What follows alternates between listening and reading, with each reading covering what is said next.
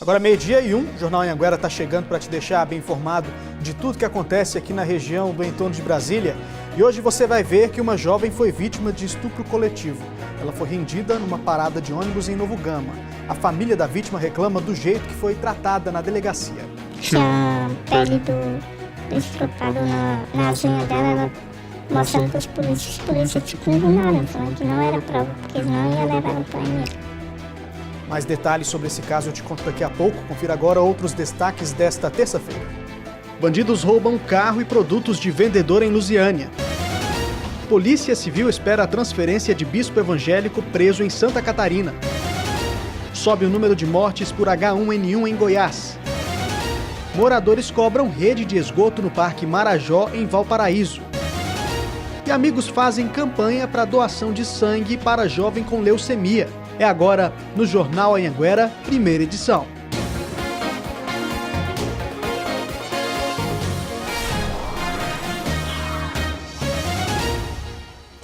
Olá, muito boa tarde para você, obrigado pela audiência. A gente abre essa edição falando que ontem à noite um vendedor ambulante foi vítima de assaltantes que roubaram o carro dele e várias mercadorias.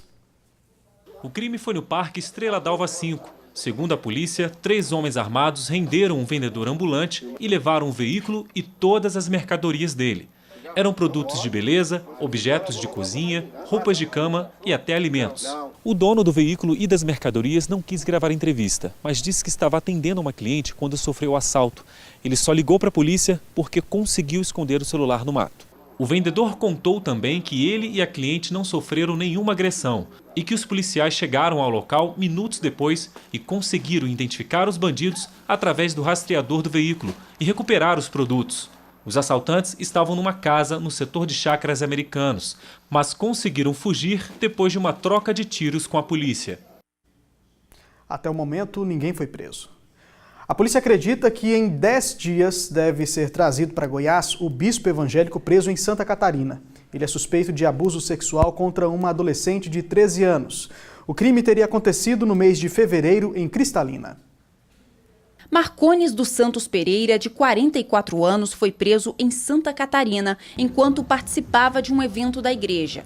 A polícia começou a investigar o bispo em fevereiro deste ano, depois de uma denúncia de abuso sexual contra uma adolescente de 13 anos. Nós tivemos acesso às conversas entre ele e a vítima em um aplicativo de mensagens. Aqui ele diz para a jovem: "Preciso proteger você. Você tem que confiar em mim e fazer o que eu pedir." Em outro momento, ele fala para ela: "Tenho que pegar uma foto sua para quebrar essa maldição que ele deixou em você. É uma foto do seu corpo todo. Os anjos pediram." Foi a mãe da jovem quem denunciou o caso. Eu percebi ela mais agressiva comigo com o passar dos dias, né? Nervosa. Tinha vezes que ela queria me contar alguma coisa, sabe? Foi um choque, né? E eu só tive ela, né? Filha única, né? O pai dela ficou aterrorizado. Segundo a polícia, o bispo costumava participar de eventos religiosos em Goiás, em Brasília, em outras cidades e até no exterior. Ele se aproximava dos fiéis oferecendo ajuda espiritual. Em junho do ano passado, o bispo foi convidado para pregar em uma igreja aqui de Cristalina. E foi nesse culto que ele conheceu a adolescente e passou a trocar mensagens com ela por mais de 6 meses. Pelo conteúdo dessas mensagens, a polícia acredita que outras pessoas também foram vítimas. Inclusive, em uma das conversas, ele disse para a menor que ele já é acostumado a tirar a virgindade de outras meninas, que é para ela ficar calma, que vai dar tudo certo. Então, eu acredito que sim, tem outras vítimas que possam aparecer com a prisão dele. Agora tomem coragem para poder denunciá-lo. A gente fica muito triste em saber que as pessoas usam o nome de Deus para fazer uma coisa dessa, né? A adolescente vai receber acompanhamento psicológico. O bispo vai responder por exploração sexual de menor e pedofilia. Nós entramos em contato com a defesa dele, mas não conseguimos resposta. Uma jovem de Santa Maria foi estuprada enquanto esperava ônibus numa parada lá em Novo Gama. E como se não bastasse todo o trauma da violência sexual, a família está indignada com a forma que a vítima foi tratada na delegacia. A vítima, uma jovem de 20 anos, tinha acabado de sair da casa da madrasta no Pedregal, Novo Gama.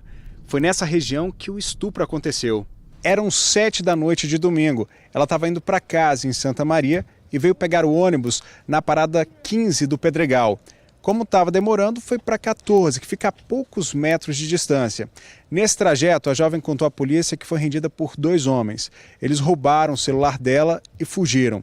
Minutos depois, esses 2 bandidos voltaram num carro com mais 3 homens. E sob a ameaça de uma arma, a vítima foi obrigada a entrar no carro. Foi aí que o pesadelo começou. A jovem disse que rodou com os estupradores por 1 hora e, após ser violentada, foi jogada para fora do carro no matagal. A mãe e o padrasto contaram que ficaram assustados com o despreparo dos policiais da Central de Flagrantes em Valparaíso, em torno do DF. Perguntei se ela estava drogada e perguntei se ela usava droga. De acordo com a família, só havia homens entre os policiais. E durante o depoimento eles fizeram perguntas constrangedoras sobre a violência sexual. Pediram até para que a vítima detalhasse o estupro. Além do sofrimento que ela estava, o desespero, as dores que ela estava sentindo e tudo que ela passou. A mãe da vítima disse também que o delegado não pediu a ninguém da equipe para levar a jovem ao IML de Lusiânia. Só falou que não podia levar ela para o IML, que não ia levar ela para o IML. Foi dado esse encaminhamento para um exame que comprovasse o estupro. Tem a assinatura do delegado Cássio Zamó. Mas como já era madrugada e a família não tem carro, a vítima conseguiu ir apenas ao Hospital do Gama, onde foi medicada contra doenças sexualmente transmissíveis. Mas acabou perdendo provas que poderiam ajudar na identificação dos criminosos. Tinha a pele do estrupado nas unhas dela, ela mostrando para os polícias tipo ignorando, falando que não era prova, porque não ia levar ela para o IML. Ela falou, eu tenho um cabelo da pessoa lá. Isso aí, fala, isso não é prova. Esse cabelo ela conseguiu como? Mordendo o estrupador. Essa especialista em direito das mulheres disse que a delegacia não é obrigada a conduzir a vítima com viatura para o IML. Mas a polícia falhou em não orientar a jovem a preservar as provas do estupro. Eu quero deixar bastante claro que a palavra da vítima deve ser levada em consideração e ser o centro gravitacional deste processo. Contudo, é fundamental, sim, que a prova material seja preservada, de maneira que restos de pele sobre as unhas, resquícios de cabelos, muito especialmente se houve a conjunção carnal, a prova da presença do líquido seminal, tudo isso é fundamental. A gente procurou o delegado, mas ele não estava. Esses rapazes que fizeram isso vai ficar solto. Como é que vai provar? Como é que vai provar que foram eles? Vai ficar impune. A Polícia Civil disse que instaurou um inquérito para investigar o estupro. Sob a denúncia da família em relação ao atendimento da vítima, a polícia disse que o caso foi encaminhado à corregedoria, mas afirma que durante o plantão havia uma policial mulher que, inclusive, acompanhou o registro da ocorrência.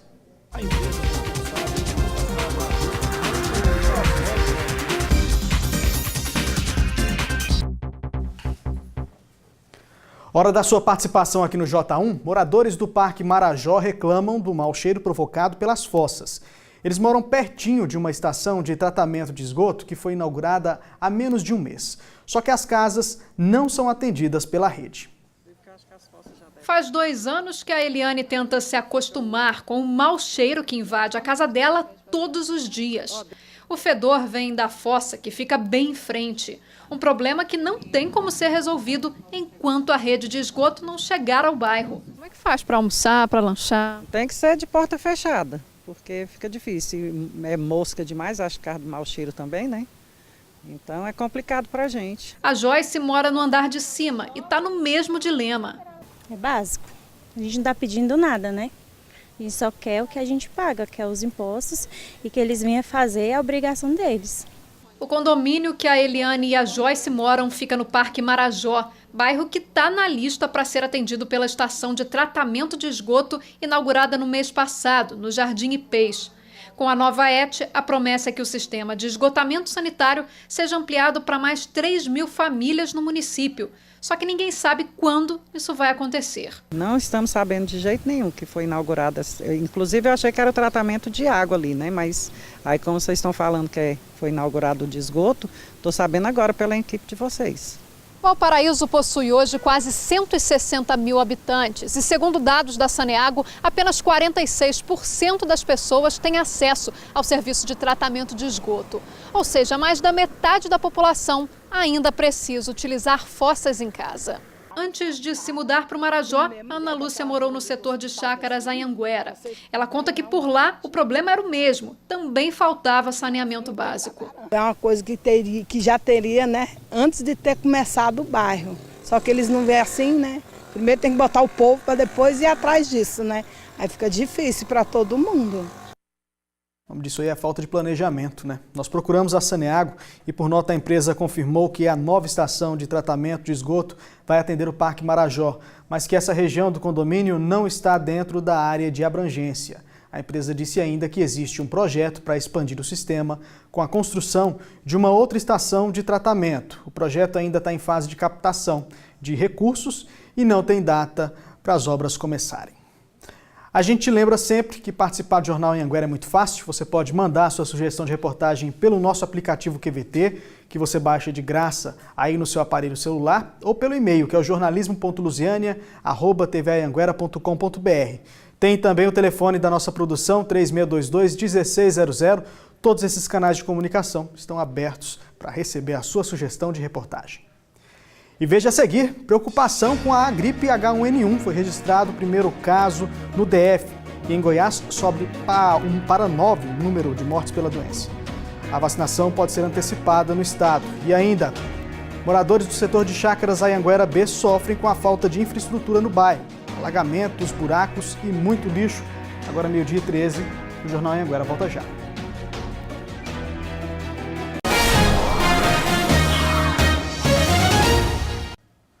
Estamos de volta com o Jornal Anhanguera. A gente fala agora que a Secretaria de Saúde do Distrito Federal confirmou o primeiro caso de H1N1. Um bebê de 1 ano e 3 meses de idade foi infectado. Ele ficou internado durante o mês de março, mas já recebeu alta. A Secretaria não divulgou em qual cidade a criança mora e nem qual o hospital onde ela recebeu tratamento. Outros 35 casos suspeitos no DF estão aguardando resultados de exames. E a situação da doença aqui em Goiás continua preocupando. O número de mortes pela doença aumentou. Sobre esse assunto eu falo agora ao vivo com a repórter Thalia Santos. Thalia, boa tarde para você. O estado está em situação de alerta, principalmente na região metropolitana de Goiânia, né? Exatamente, Anderson. Muito boa tarde para você, boa tarde a todos. A Secretaria Estadual de Saúde divulgou um novo relatório que confirma outras 2 mortes pela doença em Goiânia.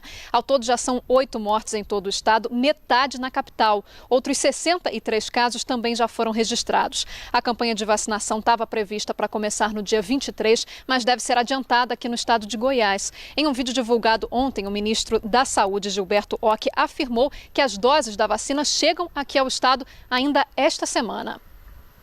Eu quero comunicar a todos de Goiás que a nossa vacina vai estar chegando ao estado de Goiás, em Goiânia, na Secretaria Estadual de Saúde, na próxima quarta-feira. Nós devemos estar encaminhando nesse primeiro lote mais de 650 mil vacinas, de um total que chegará ao estado de Goiás de mais de 1.700.000 vacinas. A Secretaria Estadual de Saúde de Goiás afirmou que está preparada para distribuir rapidamente as vacinas assim que as remessas chegarem. Se elas chegarem na data que foi prevista aí pelo ministro, a campanha deve começar já na segunda-feira, dia 16. Lembrando que a vacinação na rede pública ela começa com o grupo prioritário, o grupo de risco, que são as grávidas, os idosos, as crianças de 6 meses, menores de 5 anos e também os funcionários da saúde. Anderson. Obrigado, Thalia. A gente, claro, continua acompanhando tudo de perto. Bom trabalho para você. É estável o estado de saúde do bebê que foi encontrado dentro de uma caixa de papelão numa parada de ônibus no Riacho Fundo. A criança continua internada no Hospital Materno Infantil de Brasília, aos cuidados da equipe neonatal. O menino que nasceu prematuro foi encontrado no domingo, numa parada de ônibus no Riacho Fundo 1. Ele estava dentro de uma caixa de papelão, ainda com cordão umbilical.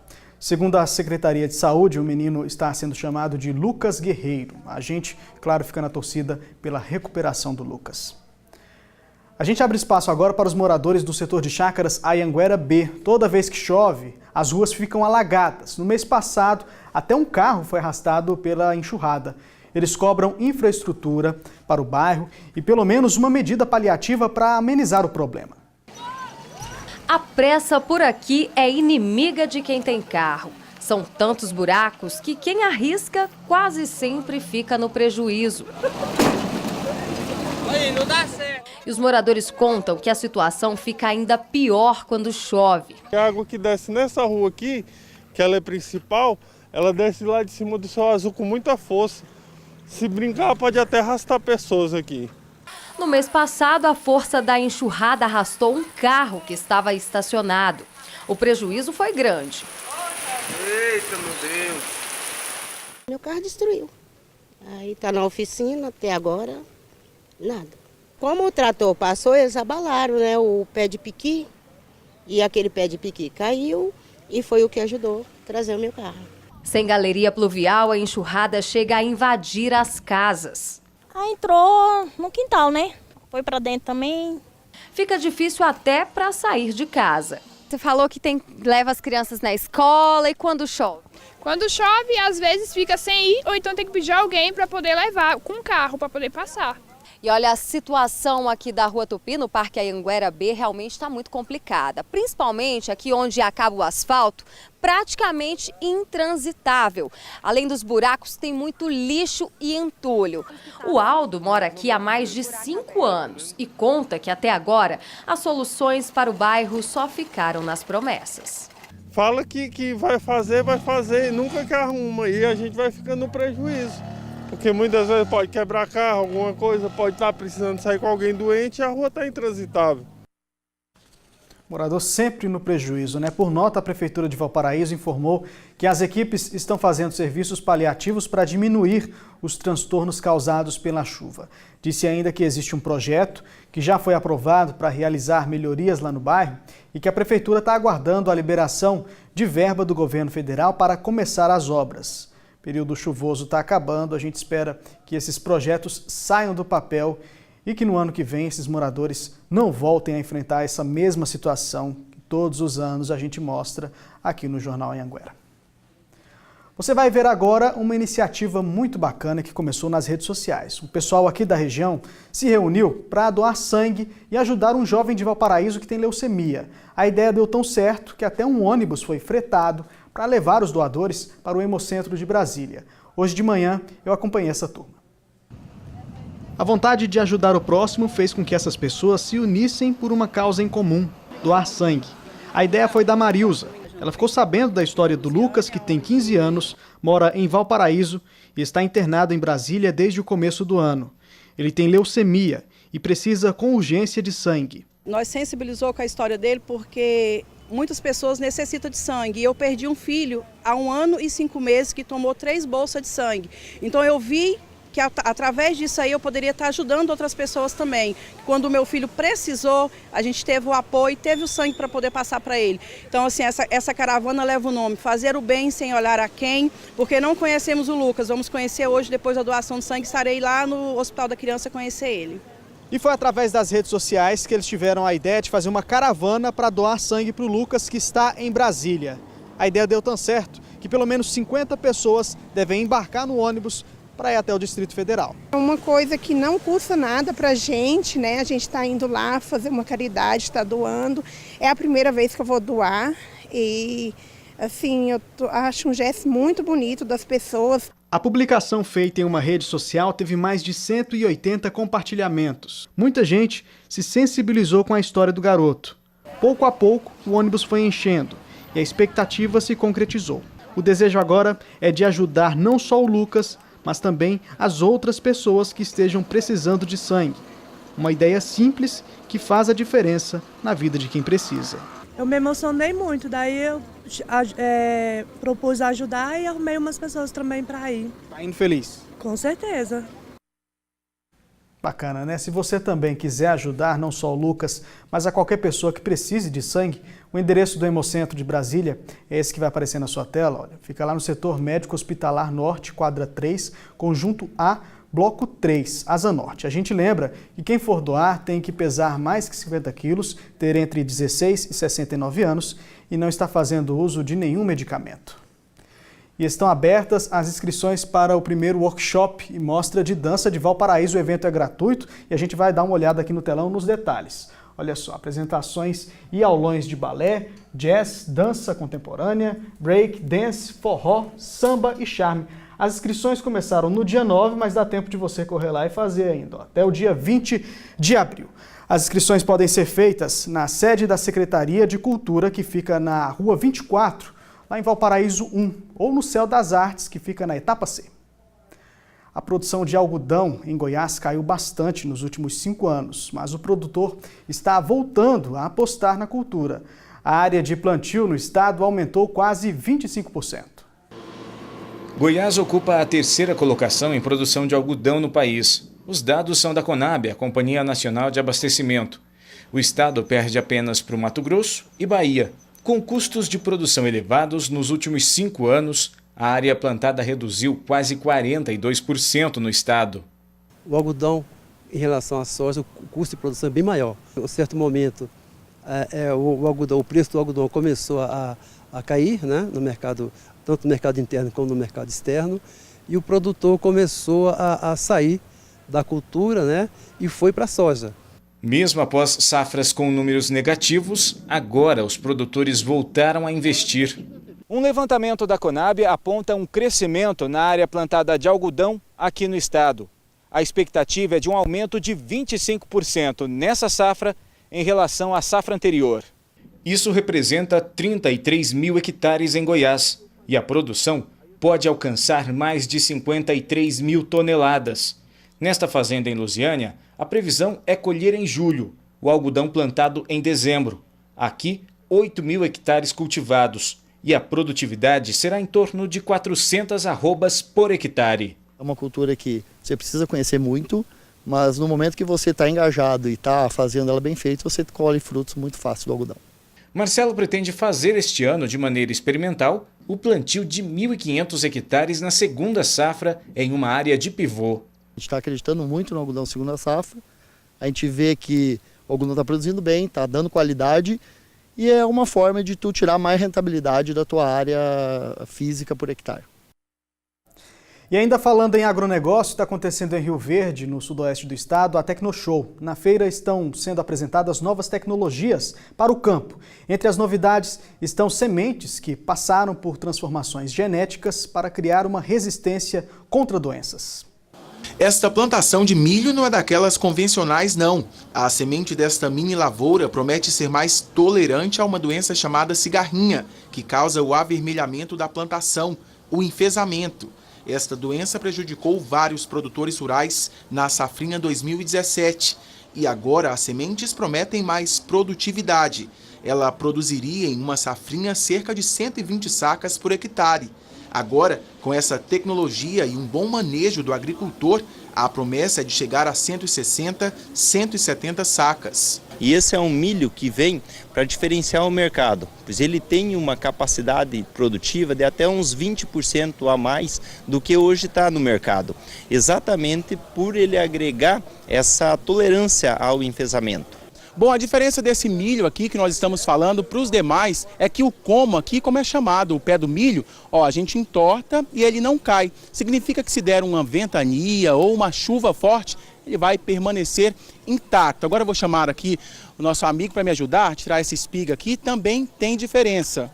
Aí, ó, você quebra, por favor. Os grãos, eles são maiores. Você pode debulhar aqui assim, ó. A gente consegue ver. E o sabugo, ele é mais fino. Além do milho, uma semente de soja foi apresentada ao produtor rural na Tecnoshow. Ela é mais resistente à ferrugem. Atualmente a praga é controlada com defensivos, mas não faz muito tempo que muitos agricultores sofreram com esse problema na lavoura. Então, foi criada uma espécie de escudo, depois de muita pesquisa, que protege a soja desse mal.